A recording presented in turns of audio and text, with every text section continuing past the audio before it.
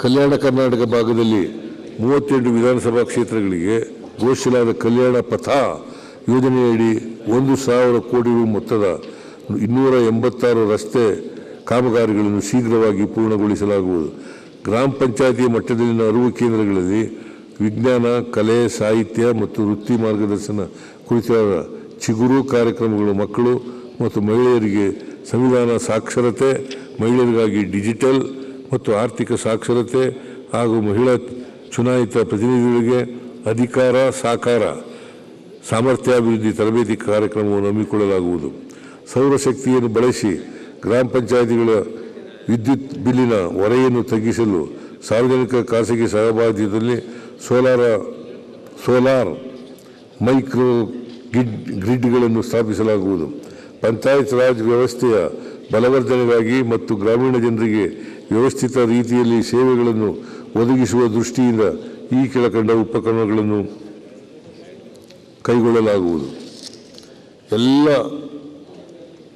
ಅಗತ್ಯ ದಾಖಲೆಗಳನ್ನು ಹೊಂದಿರುವ ಆಸ್ತಿಗಳಿಗೆ ಪ್ರಮಾಣ ಪತ್ರಗಳನ್ನು ಎದುರಿಸಲು ಈ ಸ್ವತ್ತು ಅಭಿಯಾನವನ್ನು ಆರಂಭಿಸಲಾಗುವುದು.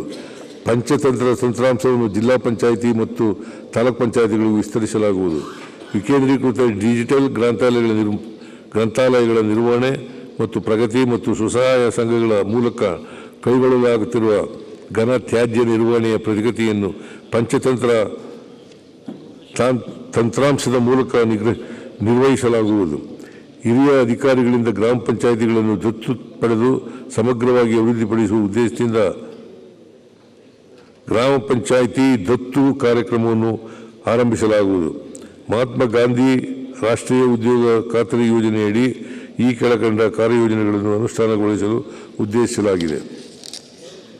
ತ್ಯಾಜ್ಯ ನೀರಿನ ನಿರ್ವಹಣೆ ಮತ್ತು 500 ಗ್ರಾಮಗಳಲ್ಲಿ ಬೂದು ನೀರು ನಿರ್ವಹಣಾ ಘಟಕಗಳನ್ನು ನಿರ್ಮಿಸಲಾಗುವುದು. ಗ್ರಾಮೀಣ ಪ್ರದೇಶದ ಸ್ವಸಹಾಯ ಸಂಘಗಳ ಪಾಲ್ಗೊಳ್ಳುವಿಕೆಯೊಂದಿಗೆ ಮಿಶ್ರ ಬೆಳೆ ಪದ್ಧತಿಯಲ್ಲಿ ಸಾಂಬಾರ ಪದಾರ್ಥಗಳು ಮತ್ತು ಹಣ್ಣಿನ ಬೆಳೆಗಳನ್ನು ಒಟ್ಟು 5,000 ಎಕರೆ ಪ್ರದೇಶದಲ್ಲಿ ಬೆಳೆಸಲಾಗುವುದು. ಗ್ರಾಮೀಣ ಪ್ರದೇಶದಲ್ಲಿ ಹಾದು ಹೋಗುವ ರಾಜ್ಯ ಮತ್ತು ಜಿಲ್ಲಾ ರಸ್ತೆಗಳ 5,000 ಕಿಲೋಮೀಟರ್ ಬದಿಗಳಲ್ಲಿ ಸಸಿಗಳನ್ನು ಬೆಳೆಸಿ ಹಸಿರು ಪಥಗಳನ್ನು ನಿರ್ಮಾಣ ಮಾಡಲಾಗುವುದು. ರೈತರ ಹೊಲಗಳಿಗೆ ಸಂಪರ್ಕ ಕಲ್ಪಿಸುವ ರಸ್ತೆಗಳನ್ನು ಹಂತ ಹಂತವಾಗಿ ಅಭಿವೃದ್ಧಿಪಡಿಸಲು ಕೃಷಿ ಪಥ ಯೋಜನೆಯನ್ನು ಜಾರಿಗೊಳಿಸಲಾಗುವುದು.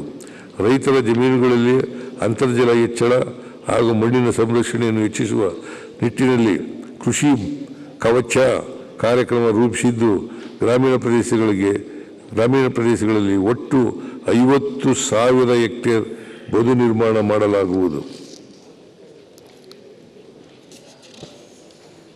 ನೀರು ಸರಬರಾಜು ಮೂಲಭೂತ ಸೌಕರ್ಯಗಳ ಸುಸ್ಥಿರ ಮತ್ತು ವೈಜ್ಞಾನಿಕ ನಿರ್ವಹಣೆ ಸಲುವಾಗಿ ಭೌಗೋಳಿಕ ಮಾಹಿತಿ ವ್ಯವಸ್ಥೆ GIS ಆಧಾರಿತ ಮೊಬೈಲ್ ಮತ್ತು ವೆಬ್ ತಂತ್ರಾಂಶವನ್ನು ಅಭಿವೃದ್ಧಿಪಡಿಸಲಾಗುವುದು.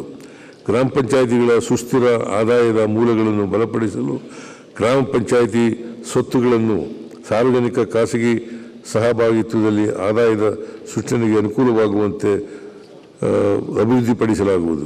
ಯೋಜನೆ ರಾಜ್ಯದ ಅಭಿವೃದ್ಧಿ ಹಾಗೂ ಪ್ರಾದೇಶಿಕ ಮಸೂದೆಗಳ ಬಗ್ಗೆ ಅಧ್ಯಯನ ನಡೆಸಲು ಪ್ರೊಫೆಸರ್ M. ಗೋವಿಂದರಾವ್ ಅವರ ಅಧ್ಯಕ್ಷತೆಯಲ್ಲಿ ಕರ್ನಾಟಕ ಪ್ರಾದೇಶಿಕ ಅಸಮತೋಲನ ನಿವಾರಣಾ ಸಮಿತಿಯನ್ನು ರಚಿಸಲಾಗಿದೆ. ಸದರಿ ಸಮಿತಿಯು ನೀಡುವ ವರದಿಯನ್ನು ಆಧರಿಸಿ ಪ್ರಾದೇಶಿಕ ಅಸಮತೋಲನ ನಿವಾರಣೆಗೆ ಸೂಕ್ತ ಯೋಜನೆ ಮತ್ತು ಕಾರ್ಯಕ್ರಮಗಳನ್ನು ಅಳವಡಿಸಿಕೊಳ್ಳಲಾಗುವುದು.